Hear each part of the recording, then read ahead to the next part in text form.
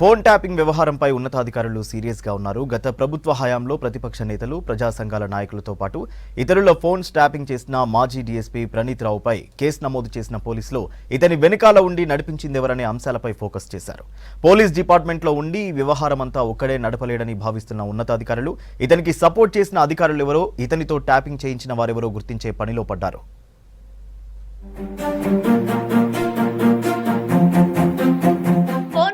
కేసుపై పోలీస్ ఉన్నతాధికారులు ఇన్వెస్టిగేషన్ ను స్పీడప్ చేస్తున్నారు. ఫోన్ ట్యాపింగ్ కి పాల్పడడంతో పాటు డేటాని ధ్వంసం చేసిన ప్రణీత్ రావుపై ఇప్పటికే కేసు నమోదు చేయగా ఇతని వెనకాల ఉన్నదెవరనే అంశాలపై విచారణ చేస్తున్నారు.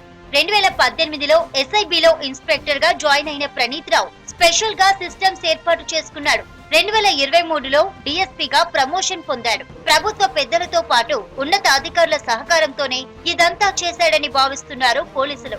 గత ప్రభుత్వ హయాంలో ఎస్ఐబి డీఎస్పీగా ఉన్న దుగ్గ్యాల ప్రణీత్ రావు ఫోన్ ట్యాపింగ్ కి పాల్పడ్డట్లు గుర్తించడంతో సస్పెండ్ చేసిన డీజీపీ రవిగుప్తా రాష్ట్రం విడిచి వెళ్లరాదని ఆదేశించారు.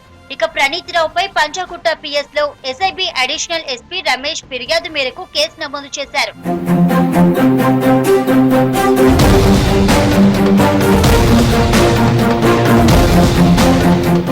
అప్పట్లో ప్రతిపక్ష పార్టీల నేతలు, ప్రజా సంఘాలు, జర్నలిస్టుల ఫోన్లను ట్యాప్ చేసిన ప్రణీత్ రావు అదంతా ప్రత్యేకంగా ఏర్పాటు చేసుకున్న 17 కంప్యూటర్లలో డేటా స్టోర్ చేసుకున్నాడని గుర్తించారు పోలీసులు. డిసెంబర్ 3న అసెంబ్లీ ఎన్నికల రిజల్ట్స్ రాగానే డిసెంబర్ 4న ఎస్ఐబి లాగర్ కి వెళ్లి సీసీ కెమెరాలను ఆఫ్ చేసి హార్డ్ డిస్కుల్లోని సమాచారం అంతా మరో సిస్టమ్ లోకి ట్రాన్స్ఫర్ చేశాడు.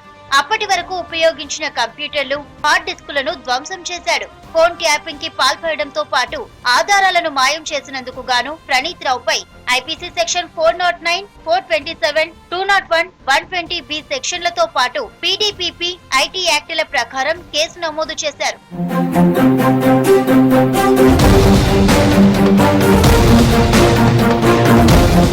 ఇంటెలిజెన్స్ డిపార్ట్మెంట్ ఎవరి ఫోన్ అయినా ట్యాపింగ్ చేయాలంటే కేంద్ర హోంశాఖ అనుమతి తీసుకోవాల్సి ఉంటుంది. నక్సలైట్స్, టెర్రరిస్టులు, సంఘ విద్రోహ శక్తులకు సంబంధించిన ఫోన్లను ట్యాప్ చేసేందుకు మాత్రమే కేంద్ర హోంశాఖ అనుమతిస్తుంది. కేంద్ర దర్యాప్తు సంస్థలైన సిబిఐ, ఈడీలకు కూడా డైరెక్ట్ గా ఫోన్లను ట్యాప్ చేసే అనుమతి ఉండదు. అట్లాంటిది ఎస్ఐబిలో ఇన్స్పెక్టర్, డీఎస్పీ స్థాయి అధికారి ఒక్కడే ఇదంతా చేశాడంటే పోలీస్ అధికారులు నమ్మడం లేదు. అతని ఉన్నత అధికారులు, ప్రభుత్వ అధినేతల ఆదేశాలు, సహకారంతోనే ఫోన్ ట్యాపింగ్ చేశాడనే యాంగిల్లో ఇన్వెస్టిగేషన్ చేస్తున్నారు.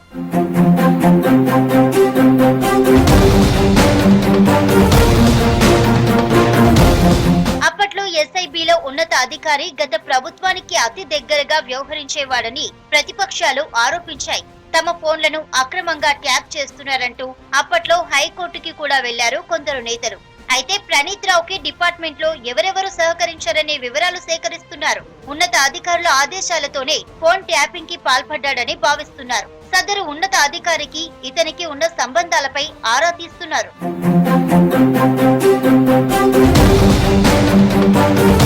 ప్రస్తుతం ప్రణీత్ రావుపై కేసు నమోదు చేసిన పోలీసులు అరెస్టు చేసి రిమాండ్ చేయనున్నారు. ఫోన్ ట్యాపింగ్ వ్యవహారంలో ప్రణీత్ రావుతో సహా ఇతర ఉన్నతాధికారులు ఎవరున్నా వారందరికీ నోటీసులు ఇచ్చి విచారణ చేస్తామంటున్నారు పోలీసులు. ఫోన్ ట్యాపింగ్ కేసులో ఉన్న ఎవరిని వదలబోమంటున్నారు పోలీసు ఉన్నతాధికారులు.